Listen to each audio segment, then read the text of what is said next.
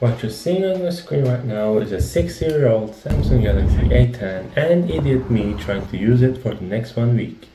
I'll see if it's worth any of the money you spend because you can find these for about 30 to 50 bucks on the internet. Let's begin. Right off the bat I can see and feel how thin this phone actually is, and compared to its pretty big screen size, it's actually really light in the hand.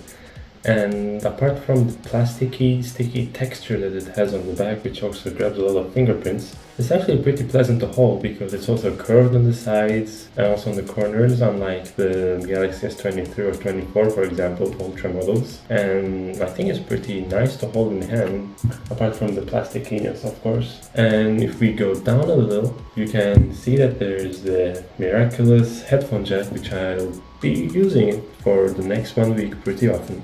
Next to this headphone jack though, there is the micro USB port, which I'm really deluded to say at this point. Even by 2019 standards, this thing is pretty dated, you know. By the way, I'm also trying to hit 1000 subscribers by the end of this year, so if you can help me out, I'd be very pleased. Thank you.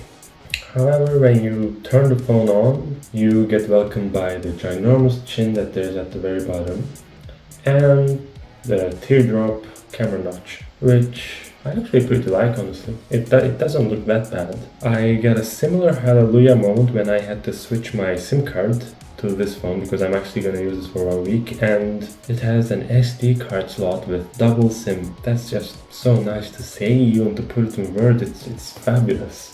So day 1 passed while I was exploring the phone, how it was and what it had and what it didn't have. For example, screen recording, which is pretty weird.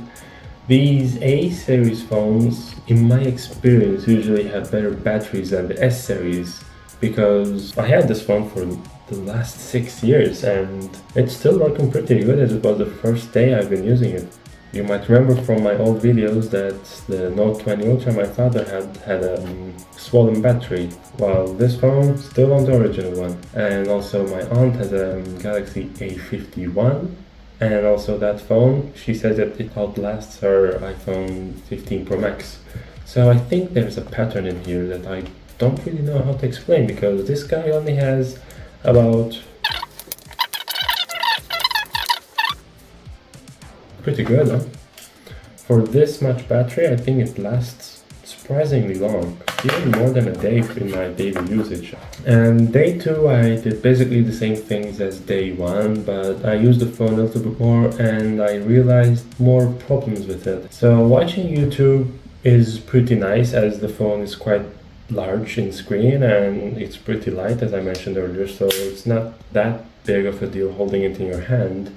However, this is only valid if you're using a pair of headphones, because the inbuilt speakers in these kinda suck. If you have headphones, then it's pretty nice to use, honestly. Hey there, it's me from the edit, and I just wanted to show you that this phone also has an inbuilt radio app which you can use with a pair of wired headphones. These act like antennas and they actually connect to real radio stations on the country you're in. So right now I'm in Italy and I'm listening to Italian radio. It's kind of cool, isn't it? Another thing worth mentioning is that this phone has also facial recognition, if it works. Sometimes. But I should also mention that the phone has terrible viewing angles. So that's how you see it from the front. It's a normal LCD. I don't expect an OLED performance, but when you look at it a little bit like this, it gets completely white. Also from the bottom, and especially the corners like these are weird viewing angles, but I'm not gonna look at the phone like this, but it's still annoying that the phone can get so white when I'm clearly showing a black thing on the top. Apart from using it for YouTube, I also looked at Instagram, took some photos, edited some photos actually, and I'm gonna admit it's very slow. The FPS is very slow, it doesn't load things quickly enough. I don't think I'd be happy using this for more than a week, honestly.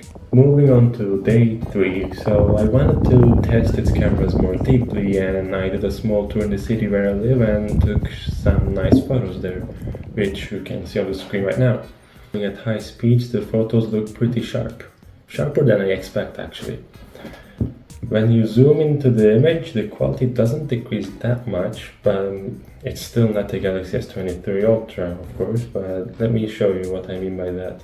There we go, it has loaded. So you can actually see that the quality isn't that bad at all on the tree. Like I'm zooming in a lot on this. It's completely digital zoom. It's I think 12 megapixel rear sensor. Yeah, I'm happy with the output, unless you have good lighting, because when the lighting decreases, so does the quality, and the quality gets a really bad hit on the face. For example, this one here. It was nighttime, nearly nighttime on the sea, and the camera is focused, but this shot is so bad, nothing's really visible on it at all. So yeah, you need good lighting for this to work, and you also need to have really steady hands, because if you have some shaky hands like I do, then you're gonna have some footage like this, which is vibrating quite a lot because it has no OIS nor EIS, which is quite frustrating in my opinion. But as day 4 arrived, I understood that the hard part isn't actually shooting the photo, it's actually getting to the app to shoot the photo, because let me do a quick demonstration here. I have the phone here, as you can see. I turn it on, I try to open the camera, and I wait. The scene that I wanted to shoot already passed away because I'm in the car, and there we go. It has opened the camera. It is pretty annoying when you want to shoot something, you can't. Also, opening the control panel is such a big issue with this phone, especially if you have other apps on the background. Let me just open it. I'm trying to open it. It lags so much. Like, I swiped, but it's not getting that I swiped. Day 5 was when I had to go on a really long road trip, and here the headphones were actually pretty useful, I'd say. On day 6, I was so proud of this phone. I actually dropped it from the couch and nothing happened. It is pretty good. Because it's plastic, it just doesn't shatter like glass does. On the flip side, as I had to text a couple of friends, I realized that I was in a nightmare, because I'm waiting for the keyboard to come out. I try to text and the letters come after I clicked.